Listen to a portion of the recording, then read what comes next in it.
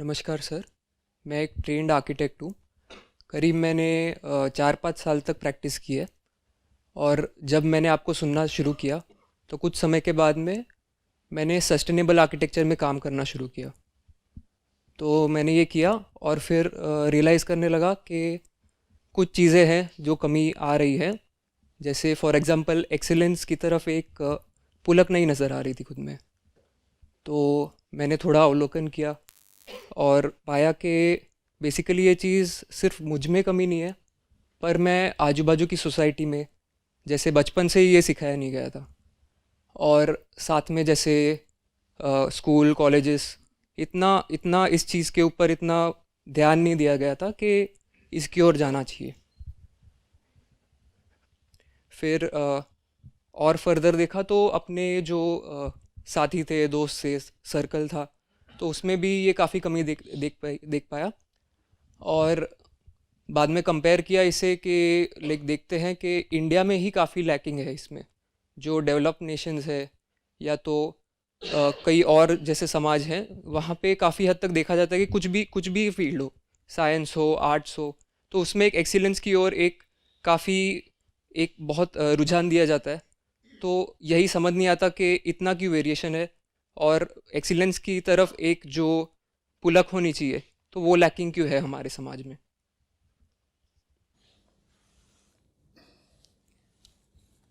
Worldly excellence कह रहे हो ना?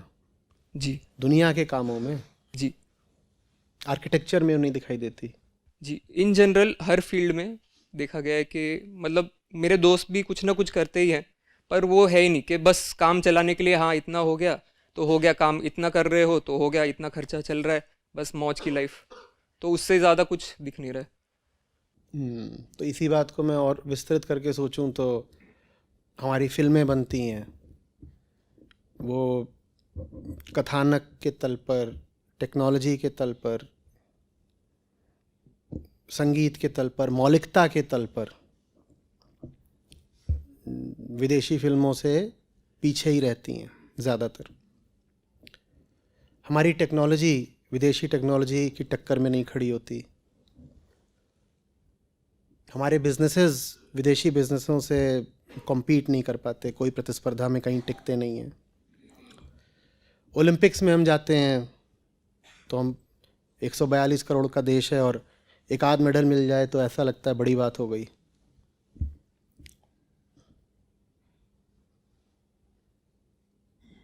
उनके शहरों की अपेक्षा हमारे शहर गंदे हैं, प्रदूषित हैं, बिल्कुल अनायोजित हैं, बिखरे हुए हैं।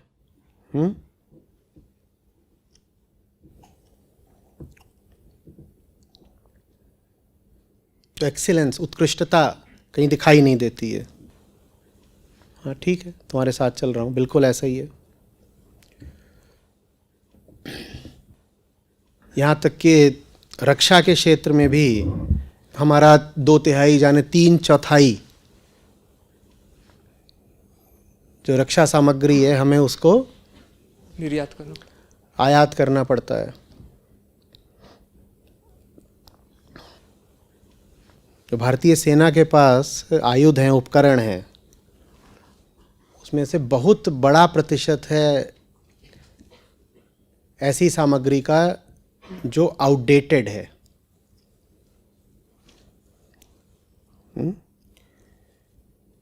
क्योंकि हम अपना कुछ तैयार नहीं कर पा रहे हैं उस गति से जिस गति की आवश्यकता है।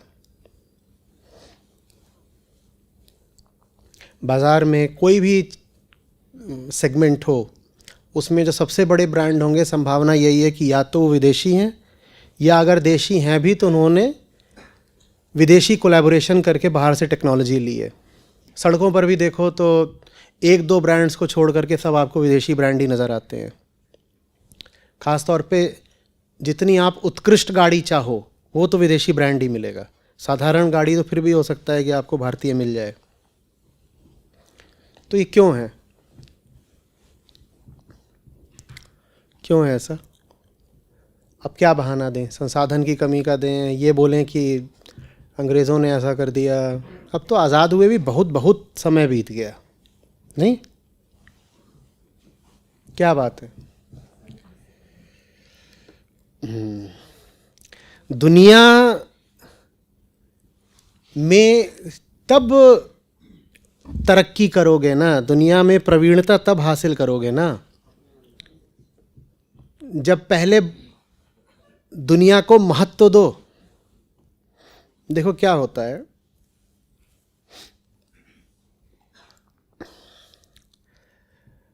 एक होता है साधारण आदमी, जैसे पश्चिम का मन है, उसको वेदांत वगैरह कभी मिला नहीं,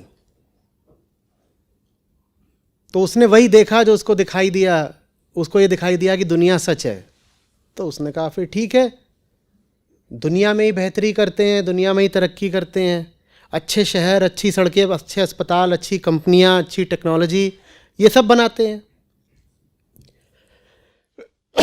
ये एकदम उन्होंने एक साधारण मन से करा और इसमें उनको सफलता भी मिल गई। भारत के साथ एक दुर्घटना हो गई। दुर्घटना ये हो गई कि यहाँ कुछ असाधारण लोग हो गए और उन असाधारण लोगों ने ये जान लिया कि ये जिसको तुम दुनिया कहते हो ये वो चीज़ नहीं है जो तुम्हें लग रही है। तो इस बात को उन्होंने कुछ सूत्रों में पिरो करके बड़े संक्षिप्त रूप में हमारे सामने रख दिया कि जगत मिथ्या और ये तन मन वगैरह सत्य नहीं है। आखिरी उन्होंने ये बात बता दी। अब ये बात उनके ज्ञान से उपजी और उनके प्रेम के कारण फैल गई। उनमें बड़ी करुणा थी तो उन्होंने ये बात सबको बता दी। उन्होंने कहा बिल्कुल एकदम हीरे जैसी बात पता लग गई है तो अपने तक क्यों रखें, तो उन्होंने जनमानस में ये बात फैला दी। पर जनमानस बड़ा नाकाबिल उत्तराधिकारी निकला उनकी बात का। उन्होंने तो ये बात हमें इसलिए बताई थी ताकि हम दुनिया में बंध कर ना रह जाएं, ताकि हम दुनिया को ही अपना आखिरी लक्ष्य न बना लें। उन्होंने बताया था कि ये जो जगत है ये मिथ्या है और तन मन की ही सेवा करने के लिए नहीं पैदा हुए हो तुम। मैं हमारे दार्शनिकों, ऋषियों, मनीषियों की बात कर रहा हूँ। उनको कह रहा हूँ असाधारण लोग थे जिन्हें कुछ बहुत असाधारण बात पता चली जो पश्चिम को कभी पता नहीं लगने पाई। तो उन्होंने प्रेमवश हमें ये बात बता दी। उन्होंने ये कह करके बताई कि दुनिया की ही चीज़ें हासिल करने को ज़िंदगी का लक्ष्य मत बना लेना। हाँ, दुनिया का उपयोग करो संसाधन की तरह ताकि दुनिया से मुक्त हो जाओ। तो उन्होंने ये दोनों बातें इकट्ठे बोली थी एक ही वाक्य में। दुनिया को लक्ष्य नहीं बनाना है लेकिन दुनिया का भरपूर उपयोग करना है संसाधन की तरह। जगत से भागना नहीं है, जगत में ही संघर्ष करना है जगत से ही मुक्त होने के लिए। ठीक, हमने उनकी बात का पहला हिस्सा पकड़ लिया। हम कह रहा हूं ना, हम बड़े नाकाबिल उत्तराधिकारी निकले उनके। हमने उनकी बात का पहला हिस्सा पकड़ लिया। पहला हिस्सा क्या है कि जगत तो मिथ्या है, और जो उनकी बात का दूसरा हिस्सा था कि जगत का तुम भरपूर इस्तेमाल करो मुक्ति के लिए, जगत से ही आगे निकलने के लिए, उस बात को हमने बड़ी सुविधा से आया गया कर दिया, किनारे रख दिया। तो भारत में बच्चा बच्चा कहीं ना कहीं ये बात मन में रखे हुए कि अरे ये दुनिया में रखा गया है, जगत तो मिथ्या, दुनिया फानी है, पानी का बुलबुला है अभी फट जाएगा, इसमें क्या रखा है। और ये बात उत्कृष्टता की धुर विरोधी होती है। करना क्या है सड़क को साफ रख करके? अरे एक दिन तो तुम्हारी चिता को भी बस धूल बन के रह जाना है, तो सड़क पे धूल पड़ी हुई है तो क्या हो गया? यहां हर आदमी दार्शनिक हो गया है, एकदम अंतिम सत्य की बात करता है, तो सड़क गंदी पड़ी हुई है। आप किसी को डांटिए कि तेरा कमरा इतना गंदा है, क्या है ये, ऐसे सब बोलता है अरे एक दिन तू भी खाक में पड़ा होगा बंदे। क्यों इतना इतरा रहा है? और एकदम आप निस्तब्ध रह जाएंगे, कहेंगे ये क्या बात कर रहे हैं। मैं कह रहा हूं तेरा कमरा ऐसा पड़ा हुआ है, इसमें प्लेग फैल जाएगा, और ये मुझे बोल रहा है बंदे तू भी एक दिन खाक हो जाएगा, क्यों इतना इतरा रहा है? तो भारत में हर आदमी फिलोसोफर हो गया और इसी तरह का ज्ञान बांटने लग गया चौराहे पर। किसी को बोलो कि भाई थोड़ा दौड़ लिया कर, क्या तूने अपना ये सेहत बना रखी है, हाथ टांग तेरे इतने पतले पतले और तोंद इतनी बड़ी तेरी निकली हुई है, कुछ कर ले। ना हम देहास में, मैं देह हुई नहीं, तो मुझे फिर देह को अच्छा क्यों रखना है? देह को अच्छा रखने का काम सब पश्चिम वालों का है। तो भारत में आप आइए तो यहां सब बिल्कुल जितने गंभीर लोग हैं और सम्माननीय लोग हैं, सारे अंकल जी ऐसे घूम रहे होते हैं कि फर्क क्या पड़ता है, देह क्या है? देह तो मिथ्या है, तो देह को अच्छा क्यों रखना है? और ये जगत भी देह जैसा है क्योंकि भौतिक है, तो जगत में भी कुछ हासिल क्या करना है? अरे क्या करोगे बहुत अच्छी कार बना करके? काम तो मारुति 800 में भी चल ही रहा है ना। एक जगह से दूसरी जगह तो ही जाना है, शमशान तेरा आखिरी ठिकाना है। शमशान तक तो मारुति 800 भी पहुंचा ही देगी, अक्सर वहां पहुंचाती है। तो करना क्या है कि एकदम state of the art car बनाई जाए? क्यों बनाए? वो सब जर्मनों के लिए छोड़ दो ना, मर्सिडीज, BMW, ये सब वो देख लेंगे। भारत के लिए तो इतना काफी है कि 4 पहिए, कई बार 3 भी चलते हैं। देखो हम तो कम में गुजारा करते हैं, भारतीय हैं, मितव्ययी हैं, शिकायत वगैरह बहुत नहीं करते हम, क्योंकि शमशान तेरा आखिरी ठिकाना है। वहां जाके बोलेगा क्या? 4 पहियों की नहीं, तू तो 4 कंधों की सुध कर बंदे। अंत में वही काम आएंगे, पहियों पर चढ़ के नहीं जाएगा, तू कंधों पर चढ़ के जाएगा। कि क्या बात है, बढ़िया दर्शन सुना दिया। बिल्कुल कोई असफल है, खत्म, कुछ नहीं करना आता, कहीं मेहनत करी नहीं, कुछ सीखा नहीं, उससे आप बहुत बात करो तो कहेगा ये इस दुनिया में सफलता का मतलब क्या है? यहां कौन सफल हो चुका है? सिकंदर बहुत सफल हुआ था, मरा था तो मुट्ठी खुली हुई थी ऐसे, तब भी भिखारी था। हमने कुछ नहीं कमाया तो क्या हुआ? सिकंदर भी हमसे बेहतर नहीं था।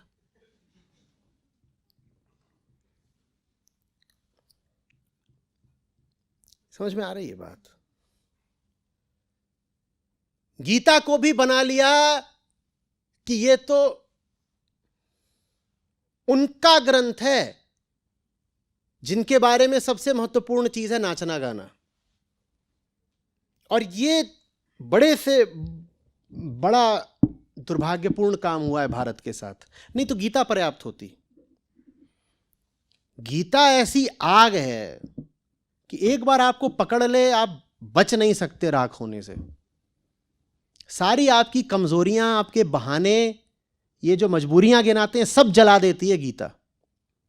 एक बात बोल रहे बार बार, अर्जुन खड़ा हो जा, धनुष उठा, कोई बहाना नहीं चलेगा, लड़। गीता पर्याप्त हो जाती। लेकिन जितने कृष्णपंथी हैं वो आपको नाचते गाते मिलते हैं। मुझे समझ में नहीं आता, मैं बार बार पूछता हूं, अर्जुन को नचा रहे थे वो? अर्जुन को बोला था अर्जुन छोड़ ये सब कष्ट, तू बाल मुड़ा ले, चुंदई धारण कर ले और नाचना शुरू कर दे, ये बोला अर्जुन को। मैं कहा कि तुम अगर कृष्ण को मानते हो तो तुम्हें तो बड़े सक्रिय घोर संघर्ष में नजर आना चाहिए। उसके लिए तुम बस एक काम करते हो, नाचते हो। ये तुम कौन से कृष्ण को मानते हो भाई? कृष्ण का संदेश तो घोर संघर्ष का है, और आज के युग में तो संघर्ष बहुत बहुत जरूरी है। इतनी सारी राक्षसी ताकतें खड़ी हुई हैं, इनसे तो लड़ भिड़ मरना है। इनसे भिड़ने की जगह तुम बैठे हुए हो और गाने गा रहे हो। ये कर क्या रहे हो तुम? कृष्ण ने अर्जुन को बोला था, ये जरूरत क्या थी फिर? अर्जुन यही तो चाहते थे कि कुछ गाने नाचने को बोल दीजिए, वो हम कर लेंगे, पर हम लड़ेंगे नहीं, मारेंगे नहीं किसी को। अर्जुन तो बहुत खुश हो जाते, वो कृष्ण बोलते कि तू बाजार में निकल जा और नाच।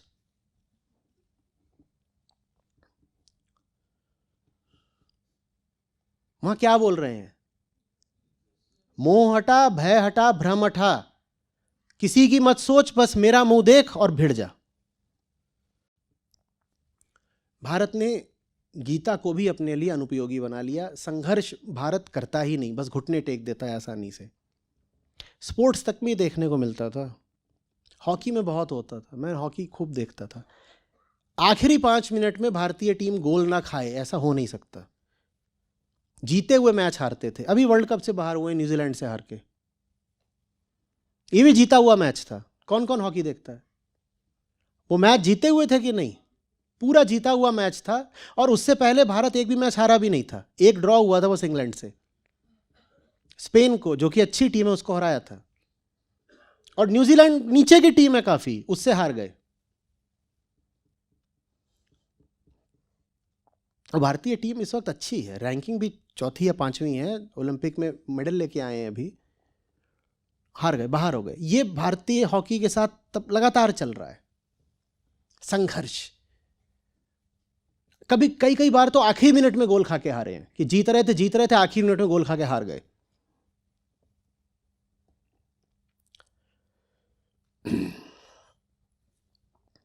क्या बहुत भिड़ना, जगत क्या है? वो जो होता है ना जानवर की तरह जूझ जाना, वो हम भूल गए, एकदम भूल गए। ख्याल ही मत करो कि शरीर बचेगा कि नहीं बचेगा। प्राण एक तरफ रखो और पकड़ लो गला सामने वाले का, भले ही तुमसे 3 गुना क्यों ना हो। हम बिल्कुल भूल गए। हम नचइयों गवैयों का देश बन गए। वो भी अच्छा नाचते गाते भी नहीं, वो उनको अभी नाचने गाने की प्रतिस्पर्धा में भेज दो, वहां भी हार जाएंगे।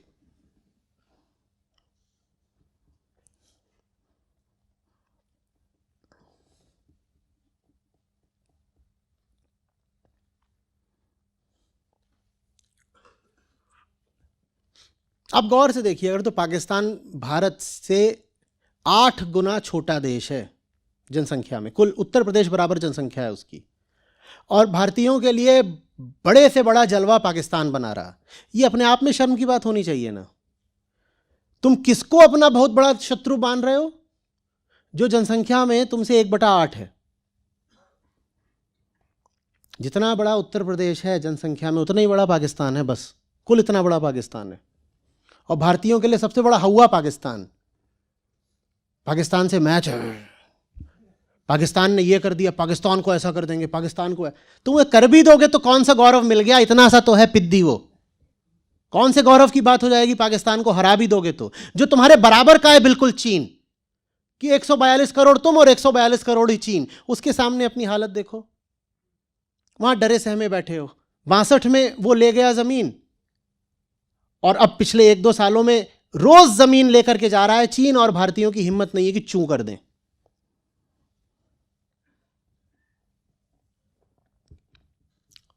सेना कहती है कि उसको आदेश है कि देखो चीनियों को बुरा ना लगने पाए, एक के बाद एक अपना पेट्रोलिंग पॉइंट खाली करते चलना।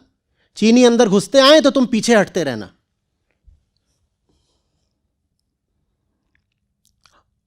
तब वहां पर हमारे नेताओं के मुंह से चीन का नाम नहीं निकल रहा। ये भारत संघर्ष, भारत। हां, कोई छोटा मिल जाए, कोई कमजोर मिल जाए, कोई दब्बू मिल जाए, उस पर चढ़ बैठो, उस पर चढ़ बैठो।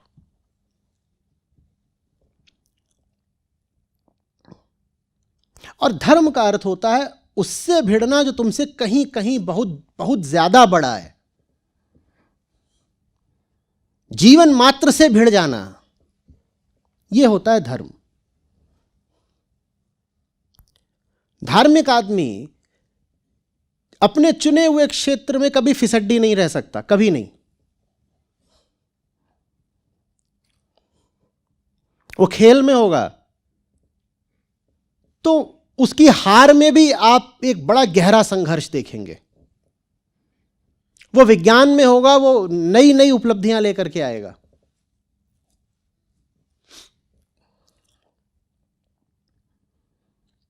वो युद्ध में होगा, मर सकता है, हार नहीं सकता। धार्मिक सेना हार जाए संभव नहीं है। हाँ, मिट सकती है कि सब मारे गए, एक भी नहीं बचा, सब मारे गए, लेकिन हार के पीछे नहीं आएंगे, ऐसे नहीं होते। भारत को हम हर क्षेत्र में पाते हैं कि पीछे ही पीछे, पीछे ही पीछे। क्या वजह है? यही वजह है ना,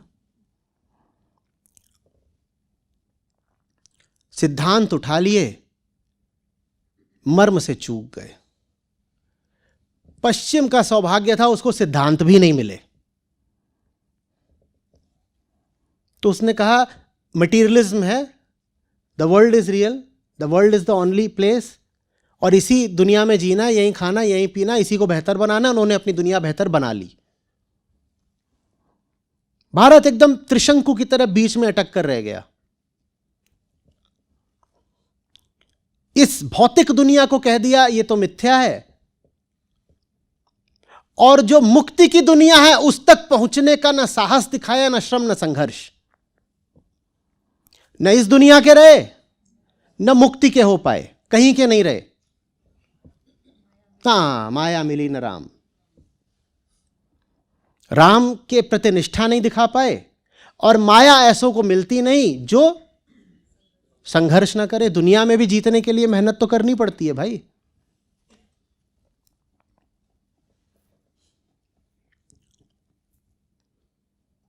नतीजा देख लीजिए ना। हम कहते हैं उदाहरण के लिए कि भारत का आर्य रक्त वही है जो मध्य एशिया का है, यूरोप का है, ईरान का है, यही कहते हैं ना। अब भारतीयों की आप औसत ऊंचाई देखिए और ईरानियों की देखिए, या भारतीयों की देखिए और अफगानियों की देखिए,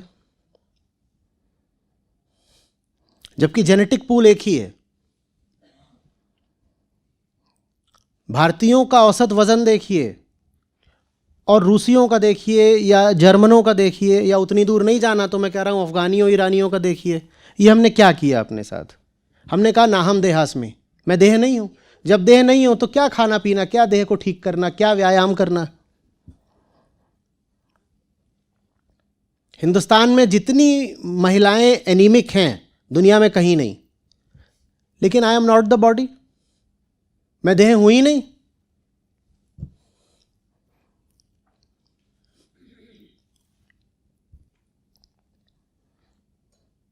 कुछ दशकों पहले तक औसत चीनी का कद औसत भारतीय से कम हुआ करता था।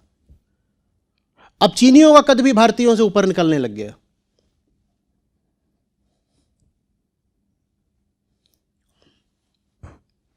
देह का अपमान, देह माने दुनिया, देह माने भौतिक पदार्थ, उसका अपमान क्या है, क्या फर्क पड़ता है, ठीक है।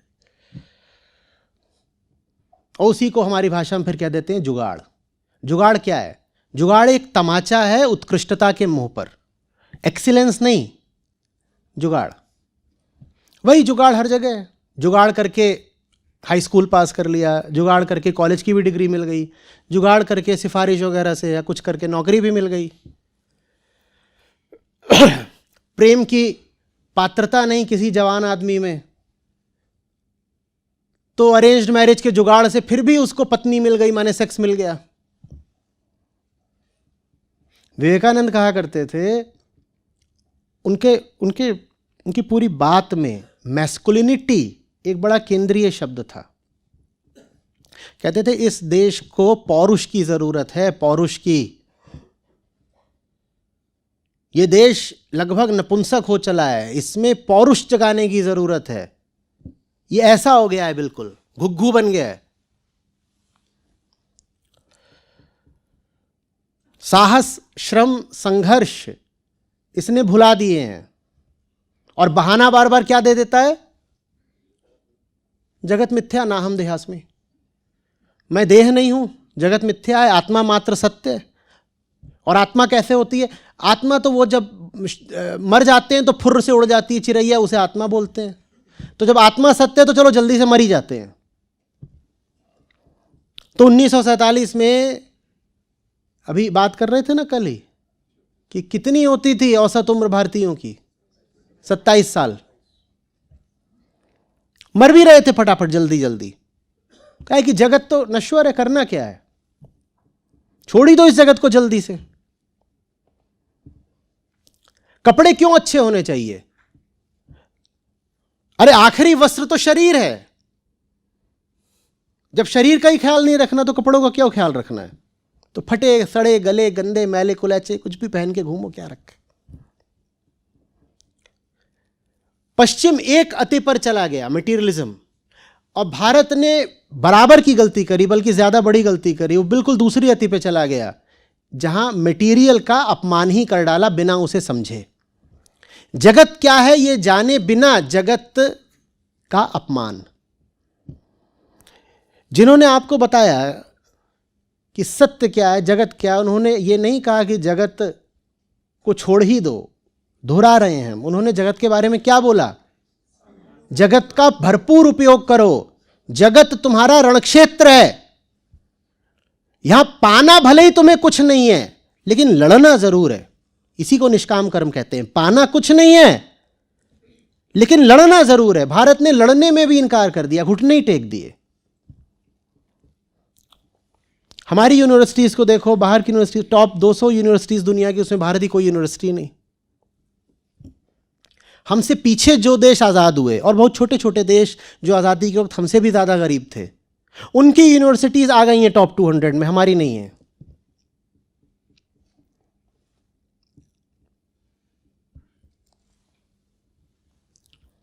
क्यों नहीं है? करना क्या है? ओरिजिनल रिसर्च करके। ये पेटेंट वगैरह चीज़ क्या है? कुछ नहीं। रिसर्च से क्या होता है? कोई और कर रहा है ना, हम उससे ले लेंगे। हिंदी फिल्मों में गाने कैसे बनते थे अभी बस 10-20 साल पहले तक? क्योंकि तब इंटरनेट तो था नहीं, तो देसी लोगों को पता ही नहीं चलता था कि ये विदेशी गाना है। तो वहां जो भी गाना चल गया उसको उठा करके यहां पे खट से गाना तैयार हो जाता था।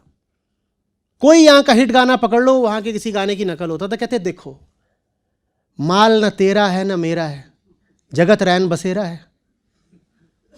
ये हमारे संतों की सीख है। तो तू क्यों इस माल पे अपनी आईपी, इंटेलेक्चुअल कॉपीराइट वगैरह बता रहा है? कुछ नहीं है, तेरा भी नहीं है, ला मुझे उठा लेने दे। तो करा होगा तूने कुछ, मैं उसकी नकल कर लूंगा।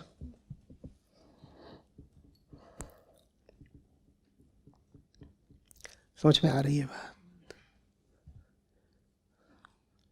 दुनिया के प्रति कामना नहीं रखनी है, लेकिन याद रखना है कि दुनिया में हो तो तुम बंधक के ही तौर पर, तो अपनी मुक्ति के लिए भरपूर संघर्ष करना है। दुनिया में निठल्ला और काहिल होकर नहीं बैठ जाना है।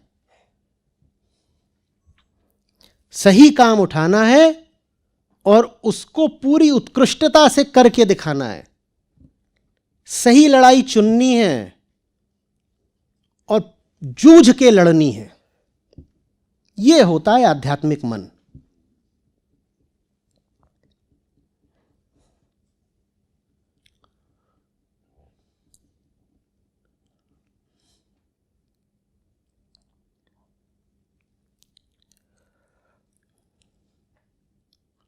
आ रही है बात समझ में?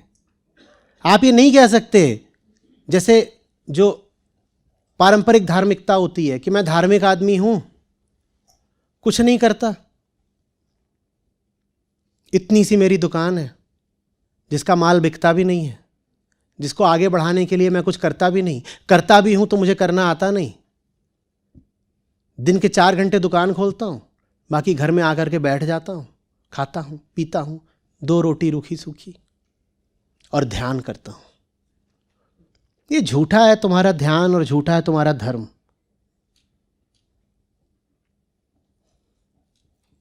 जो कर रहे हो अगर उसमें नंबर 1 नहीं हो तो बहुत झूठा है धर्म भी, ध्यान भी तुम्हारा। और अगर वो काम इस लायक नहीं है कि उसमें नंबर 1 हुआ जाए, तो धर्म कहता है कि वो काम करो ही मत, छोड़ दो ऐसा काम। जो सही काम है फिर वो करो ना। सही काम को ही स्वधर्म कहते हैं, स्वधर्मे निधनम श्रेय। सही काम चुनो, भले ही उसमें मर जाओ, पर सही काम करो, और सही काम जब चुनोगे तो उससे ऐसा प्रेम रहेगा कि उसमें नंबर 1 बनकर दिखाओगे।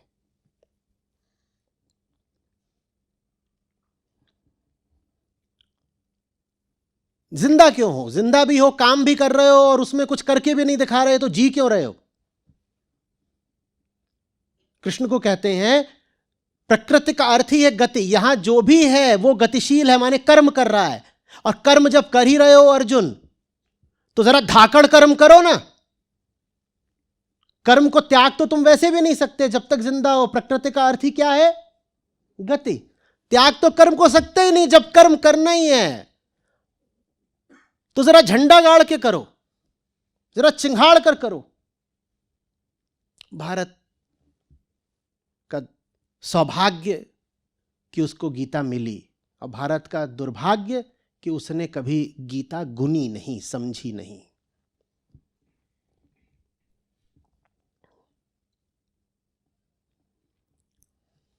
तो कहीं उत्कृष्टता नहीं, कुछ नहीं। और भारतीयों में भी जिन्हें वेदांत समझ में आया, जिनमें उत्कृष्टता के प्रति प्रेम जगा, वो शिखर पर पहुंचे। शिखर से मुझे याद आता है, देखिए क्या बोलते हैं कृष्ण, क्या बोलते हैं? बोलते हैं जिस क्षेत्र में जो भी सर्वोच्च है, सर्वश्रेष्ठ है, वो मैं हूं अर्जुन। शस्त्रधारियों में कौन हूं मैं? अर्जुन। राम हूं। माने क्या कहना चाहते हैं श्री कृष्ण? नंबर 1। और अगर तुम नंबर 1 नहीं हो सकते तो मेरा नाम मत लेना अर्जुन। इसीलिए गीता भी उन्होंने दी है तो सर्वश्रेष्ठ धनुर्धर को दी है, किसी छोटे मोटे बंदे को नहीं दी है। जो नंबर 1 था उसको ही कहा तू ही है गीता के लायक। इसका मतलब यह नहीं है कि मात्र सर्वश्रेष्ठ धनुर्धर होने से गीता की आप में पात्रता आ जाती है, और भी पात्रताएं चाहिए। पर जितनी भी पात्रताएं चाहिए अर्जुन में सब पर्याप्त मात्रा में थी, इसलिए गीता उन्हें मिली। वो पात्रताएं हम नहीं दिखाते ना, और पात्रता का मतलब यह है उत्कृष्टता। वो उत्कृष्टता हम दिखाते कहां है? आप बोले मैं हर काम में फिसड्डी हूं, लेकिन कृष्ण मेरे आदर्श हैं, तो अधिकार नहीं है आपका कि आप कृष्ण का नाम अपनी जबान पे लाएं। पर्वतों में कौन हूं मैं? नदियों में कौन हूं मैं? मतलब क्या है इस बात का? देखो, जो सबसे ऊंचा है उससे नीचे की बात मेरे साथ नहीं चलेगी। जो सबसे बड़ी, सबसे पवित्र है, उससे नीचे की बात मेरे साथ नहीं चलेगी।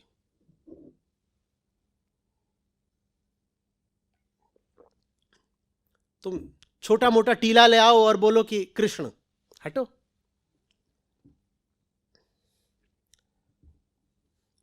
छोटा मोटा तुम कोई ताल, कोई तलैया उठा लाओ, बोलो कृष्ण, हटो। गंगा सी विशालता चाहिए।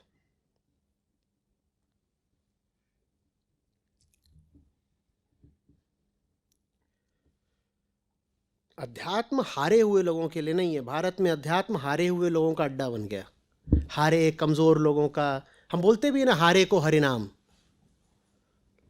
श्री राम को बोलते हैं पतित पावन, जो पतित है, गिरा हुआ उसको। तो हुआ कि जब हारे कोई हरिनाम है, तो हरिनाम पाना है तो हारना पड़ेगा, तो सब हारने ही लग गए। भारत हारता ही गया, हारता ही गया, हारता ही गया, क्योंकि हारे को हरिनाम। और उसका अर्थ बिल्कुल दूसरा था। हारे को हरिनाम जब बोला गया है तो वो बात बिल्कुल अलग थी। लेकिन हमने उसका, हमारे अहंकार ने उसका बड़ा विकृत अर्थ किया। हारना भारत में अपमान की बात ही नहीं रह गई, बल्कि बड़प्पन की बात हो गई। जो हारे वो बड़ा आदमी। अरे भाई, हारना बड़प्पन की बात है तब जब तुम में जीतने की क्षमता हो। क्षमा शोभती उस भुजंग को जिसके पास गरल होता। तुम्हारे पास गरल ही नहीं है, तुम क्षमा क्या करने निकल पड़े?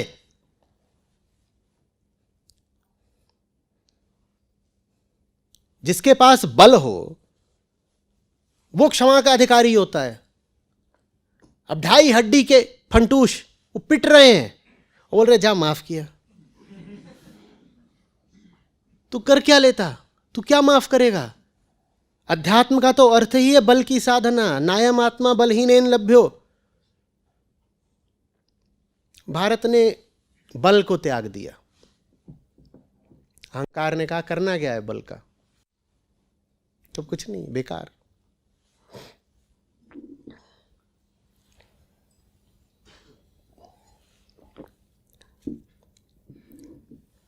ये है बात। और अगर कोई ये सब कहे ना कि भारत में एक्सीलेंस इसलिए नहीं आ पाई क्योंकि रिसोर्सेज की कमी थी, या कि ये तो इकोनॉमिक सर्कमस्टेंसेस से हुआ, ये सब तो ये बेकार की बातें हैं। सबसे बड़ा प्रमाण है दक्षिण पूर्व एशिया।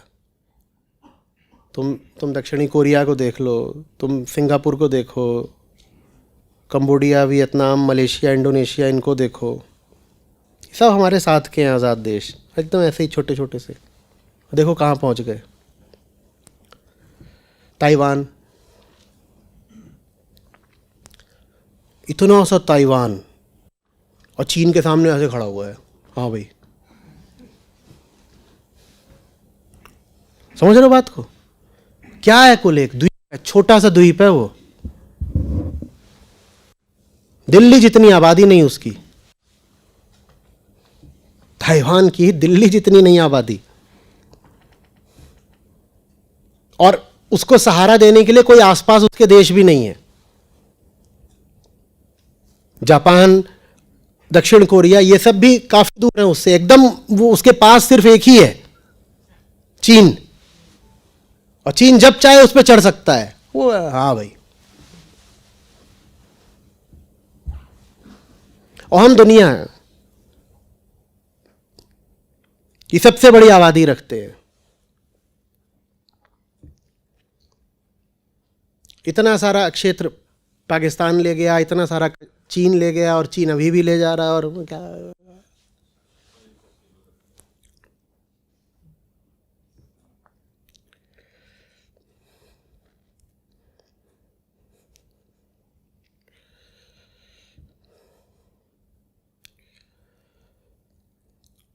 देखो जमीन पर बड़ा विस्तार हो जाए, अध्यात्म ये नहीं सिखाता, पर भूलना नहीं कि श्री कृष्ण भी अर्जुन को राज्य के लिए ही लड़ने को कह रहे हैं। इसका अर्थ ये नहीं होता कि अध्यात्म माने राज्य के लिए लड़ना। लेकिन ये भी तो पूछना पड़ेगा ना कि तुम जमीन छोड़ किस लिए रहे हो? अर्जुन जमीन किस लिए छोड़ रहे थे? डर के मारे, मोह के मारे, भ्रम के मारे।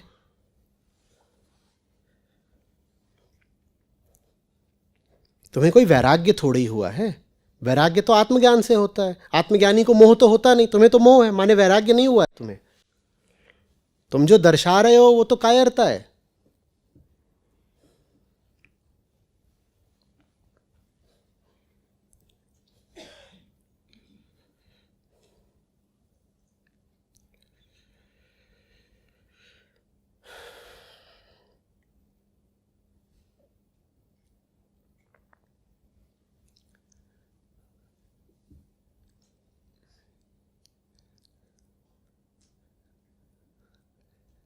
भारत में जब तक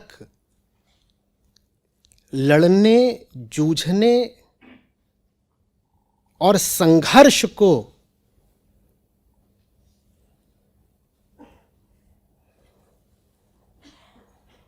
धर्म नहीं जाना जाएगा, तब तक भारत जग नहीं पाएगा।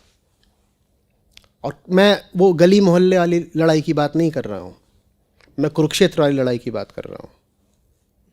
महायुद्ध, धर्म युद्ध, अपने ही विरुद्ध युद्ध। किसी पराये को नहीं मारना है, अपने आप को मारना है।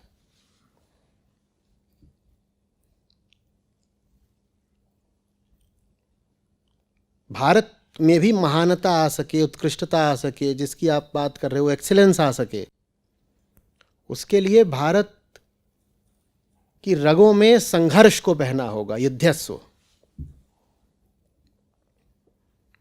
हर जवान लड़के लड़की की आंखों में एक तेज होना चाहिए। हल्का मत समझ लेना हमको। छोटी बातों पर हम ध्यान देते नहीं, छोटे मुद्दों में हम उलझते नहीं, और सही लड़ाई से हम पीछे हट नहीं सकते।